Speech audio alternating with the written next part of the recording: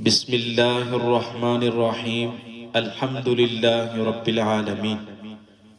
تمام تعریفیں اس اللہ کے لیے جس نے تمام جہانوں کو پیدا کیا ہے۔ خیرکم من تعلم القرآن وعلمہ۔ احادیث کا مفہوم ہے کہ تم میں سے بہترین شخص وہ ہے جو قرآن پاک کو سیکھے اور دوسروں کو سکھائے۔ میرے بھائیوں، میرے محترم،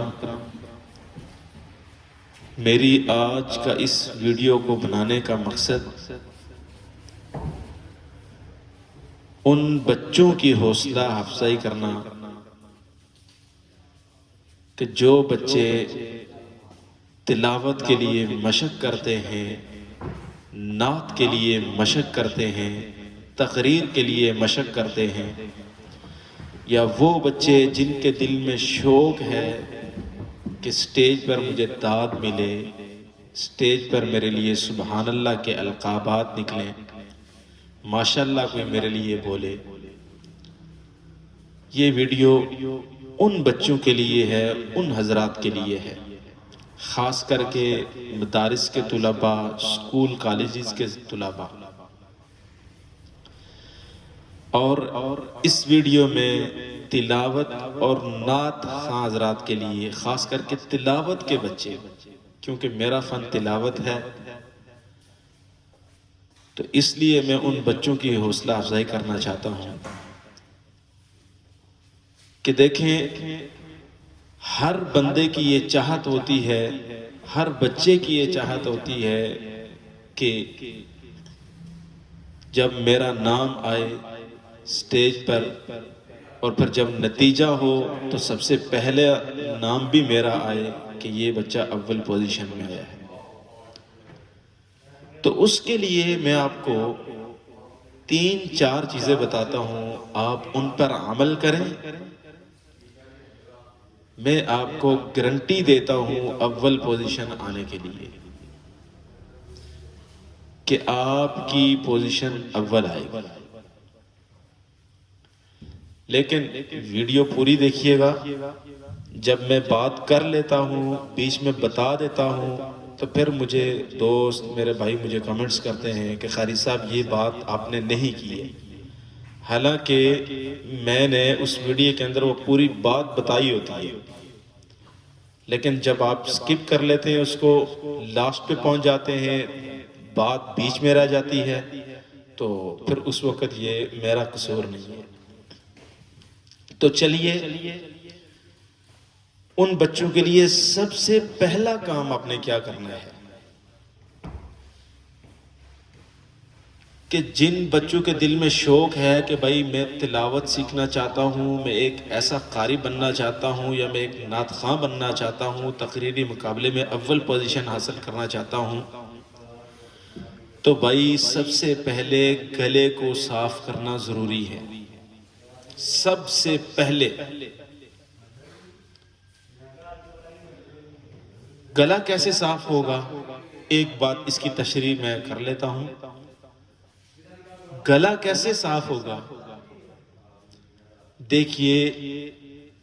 سب سے پہلے گلا صاف کرنے کا کوئی حکیم کے پاس نہیں جانا ہے، کوئی دوائی نہیں لینی ہے، کوئی غرارے کرنے کی ضرورت نہیں ہے، بالکل کوئی پیسے خرچ کرنے کی ضرورت نہیں ہے۔ دیکھیے، گلا آپ کا صفا ہوگا اگر آپ روزانہ 1 گھنٹہ اپنے فن پر مشق کریں۔ اگر آپ کا فن نعت ہے، فن تلاوت ہے، فن تقریر ہے، آپ اس پہ 1 گھنٹہ مشق کریں، 20 دن کے بعد، 15 دن کے بعد مجھے میسج کریں کہ قاری صاحب میرا گلا، اس کے اندر سے سریلا پن جو ہوتا ہے، سریلی آواز ہوتی ہے، وہ نکلی ہے یا نہیں نکلی۔ میں آپ کو چیلنج کرتا ہوں اس بات کے اوپر کہ آپ 10 دن اپنے فن کے اوپر، جو آپ کا فن ہے، اس پہ آپ 1 گھنٹہ مشق کر کے دیکھیں، پھر اپنا نتیجہ دیکھیے گا۔ دوسرے نمبر پہ دوسری بات کا خیال رکھنا، اگر آپ کی آواز بہت اعلیٰ ہے، بہت اچھی ہے، لیکن اگر نعت پڑھتے وقت، تلاوت کرتے وقت، خاص کر کے تلاوت کی ادائیگی میں اگر آپ کی تجوید ٹھیک نہیں ہے، آواز بہت عمدہ ہے، آپ کا وقف کرنے کا انداز ٹھیک نہیں ہے، مد کے اوپر آپ گنگنا نہیں سکتے، غنّے اور اخفا پر آپ گنگنا نہیں سکتے، گنگنانے سے مراد کہ آپ آواز نہیں لگا سکتے، مد کے اوپر کیسے آواز لگانی ہے، غنّے پر کیسے آواز لگانی ہے، اخفا کے اوپر آپ نے کیسے آواز کو بنبناہٹ،